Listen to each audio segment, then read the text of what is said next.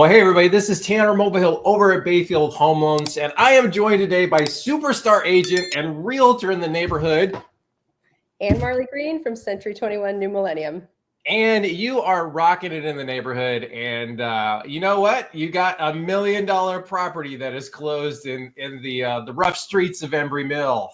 So pretty cool. The first one we're going to talk about, though, let's kind of go into it. You know, the folks have been watching us. So this is I think our fifth one that we've been done of these. Like yeah. So let me go ahead and pull up the first one that we're going to chat about. All right. So let's go ahead and talk about first 921 Basswood Drive is pending. So tell me a little bit about this property and your thoughts on it. Yeah, so this is one of the townhouses that's currently under contract in the neighborhood. Okay. What I really loved about this townhouse is it really showcases how Embrey Mill, the builders, you know, when they built the townhomes in this neighborhood and planned out the floor plans, once you're inside the townhouse, it really doesn't feel like a confined space. It feels nice and big and open. Yeah. You can see here, they really put a large emphasis on having open floor plans, putting in lots of windows, elongated windows. You can see it kind of goes closer down to the ground, which if you've ever lived in a townhouse, windows are key in my opinion, because just gives you a lot of natural light and, you know, makes you feel a little bit more connected to nature. We all need that vitamin D, you know, to keep our spirits up. But just thought this was a beautiful listing, a beautiful example of one of the larger floor plans for townhomes in our neighborhood. And you can see going through the pictures, they did put a lot of detail into the kitchen and those living spaces. I was going to say it almost looked like you could do like a bowling alley, like in that slot from the kitchen on down. So plenty of room for all the furniture. It's a big space. Yeah, so this was a 3-3 built in 2008. 2018. Ended up currently on the market for $540. Based on what you're kind of seeing in the market, do you think that's going to be where they end up at? Is that $540 price point or? Yeah, I think for that, the size of that townhome, because it's just over 2,500 square feet, it is either the largest or one of the largest floor plans for a townhome. I think $540 is a great price for that one. It's in, you know, the second phase of the neighborhood, so a little bit newer than some of the original townhomes. And it's just a very convenient location to the phase 2 amenities. And it was also it was an N unit, which is going to help as well for the price point. Can you talk a little bit about the N unit versus like an interior and like where that makes a difference, where it might not? Yeah, I think value-wise, I only give it honestly about $5,000 increase in value for having an N unit. But I will say from a buyer perspective, the feedback I hear from my buyers when we tour townhomes, N units are a little bit more desirable just because you're only contending with maybe one noisy neighbor, and you do get the bonus of those added windows on the side that you obviously don't get in an interior townhome. And interesting about these floor plans too, you can kind of see it in those pictures there, is they do have the detached garage, which does give you a little bit of a yard space, which not all the townhomes in the neighborhood do.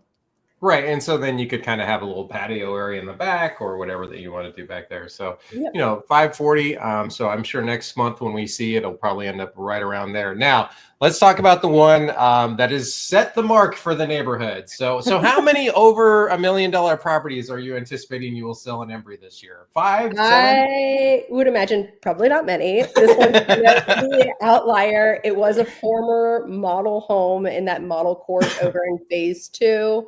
And then I believe it was purchased and then leased back to the builder for them to finish using it as a model home. So it has a whole lot of bangs and whistles that most of the homes in our neighborhood don't. You can see kind of the updated woodwork. Yeah.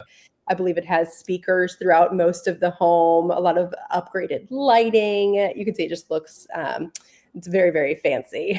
But I feel like this looked like almost like a Southern California home to me in some regards, kind of like with the layout of the way the wood looked and the lighting and everything was kind of interesting to me like that way. Yep. And this was a Dries home, and their designers, I think, do a really good job staging their model homes too. So you can kind of see, you know, they did the shiplap over in the kitchen, and then some of the bedrooms have kind of wild designs in them, but definitely has a little bit more shebang on it than some of the other resales. just looking at the numbers for close last month of single family homes, most were in the high 700s was the kind of average for sales price in our neighborhood. So now that we've broken the glass ceiling, I don't know if that means we'll have tons of $1 million homes, but it at least is the first resale home that's over $1 million in our neighborhood. So we have that to brag about now. Yeah, and I think that is actually a big deal, because that once you cross that mark, then it's no longer an anomaly. It's just like, okay, that kind of becomes where they start going, and then the next thing you know, there's 3 that happened this year, and so it will be interesting to see over the years. Now, like you said, it's probably going to be a little bit tougher unless another model home comes on the market, which would be the one that would do it. Maybe has maybe a pool or something like that, which would help, or really patioed out backyard. Now, let's go and talk about this last one, because you are actually sitting in the space itself of this property we're going to talk about. And I will let you go ahead and pronounce it before I butcher it. So what property is this? This is 215 Frisia Lane. It is one of my listings. It is an amazing townhouse in arguably probably the best section of our neighborhood. I'm crying my phase 3 tears at the amenities that are over here, because we are literally right around the corner from the Grounds Bistro, community pool, fire pits, festival park, basically all the amenities in phase 1 you could easily walk to from this townhome. Very cool. As well as Publix and the Rouse Center and all that good stuff. So yeah, I was going to say Rouse Center's not far. Yeah. So if you're like me and you have kids that play sports there 6 days a week, you just maybe send them on their scooter instead of having to drive them everywhere at night. But amazing location. You can see here, the kitchen is beautifully updated cabinetry, countertops, stainless appliances. It's got a bathroom on all 3 levels, which I think is nice. They have the lower level set up as an office. It's kind of a flex space. So it is nice if you're going to have an office space down there that you could have a bathroom that's down there, so you're not schlepping up and down the stairs every time you got to use the bathroom. But it is one of the smaller townhomes in the neighborhood, one of the smaller floor plans. But just like with all the other townhomes, they really kept the main living spaces very open and large. So sitting in here doesn't feel like I'm in a townhome. Definitely. No, it doesn't give that impression at all. And the price point, again, after we saw the other one pending at 540, this one again closer to everything. I mean, you must have walked right over to take some of these photos, so it wasn't like a long way to go. Yeah. And honestly, one of my favorite parts about it is because the garage is attached, and in the back, if you're like me and you are not big on landscaping, there is literally no mowing at this house because the front is all mulched and landscaped, and there is no backyard. So it's kind of a move in and forget it. Makes it easier for sure. Now, one of the things I wanted to stress to folks that are watching this video, if you have friends and family that are considering Embrey Mill, they need to reach out to Ann. Clearly, somebody who knows the neighborhood, has sold different models, different price points in here. And one of the things that's interesting to me right now, kind of the lull that we're at in the market. So the election is over. Those that are watching this video, that is now over. And what we're starting to see is the pent up demand, regardless of who you voted for. There was certainly a wait and see period for everybody. And we're starting to see that go away. So if you have friends and family that are considering the neighborhood before the spring gets here, and it all comes down to timing, right? If this was in the spring, this would already be gone and we wouldn't be having this conversation. Yep. No, fall is definitely the time to house hunt. If you are not big on multiple offers and competition, if that stresses you out, this is the time to buy a house. It's gonna, I imagine it's probably gonna ramp up here pretty soon now that the election is over and everything kind of settles down. And we're all just kind of watching to see what happens with interest rates.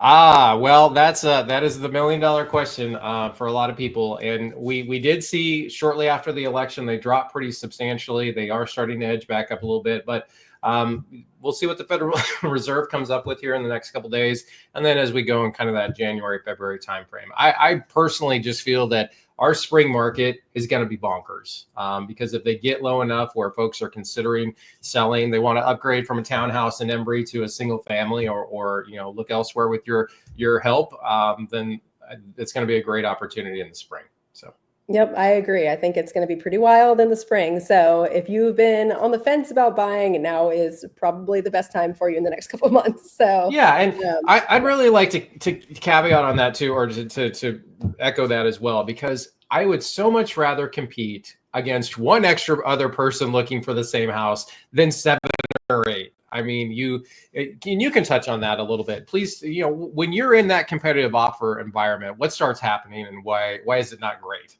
Yeah, I mean, it's a hard market when you go into our regular spring market now, and it seems like that just is our regular spring market is a very competitive market for Yeah. buyers.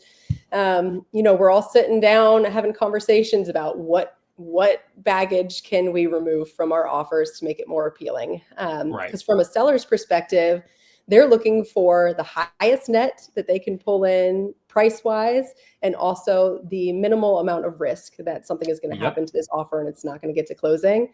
And that risk comes in the form of every contingency that a buyer puts into their offer. Each one they put in essentially is an escape clause for them to back out of the contract and keep their earnest money deposit and walk away.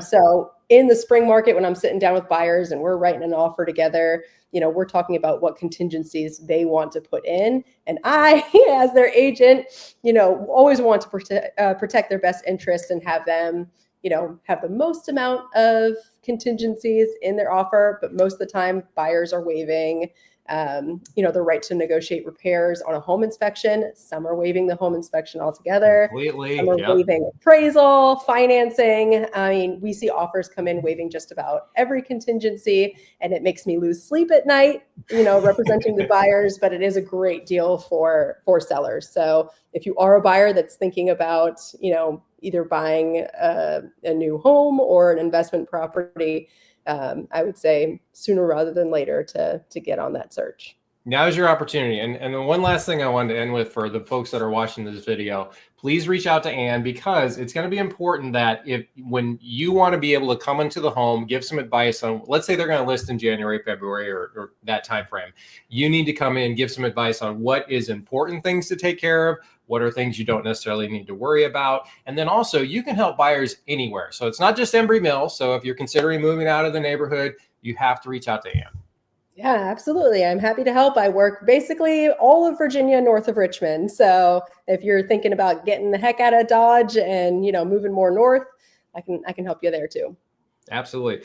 And last piece I wanted to leave for people. So I have been doing a lot of VA IRRRL refinances. If you are somebody that is watching this video and you have a VA loan on your property right now that's over 6.25% on an interest rate, please keep me in mind. I'd love the opportunity to help. We can have a conversation and help you ride down the interest rates as they continue to fall. So. Absolutely. Yeah. Tanner is what makes the process as streamlined as possible. You won't run into any issues. So highly recommend giving him a call as well.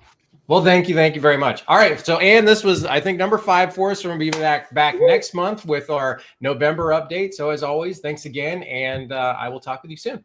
Absolutely. Talk to you soon.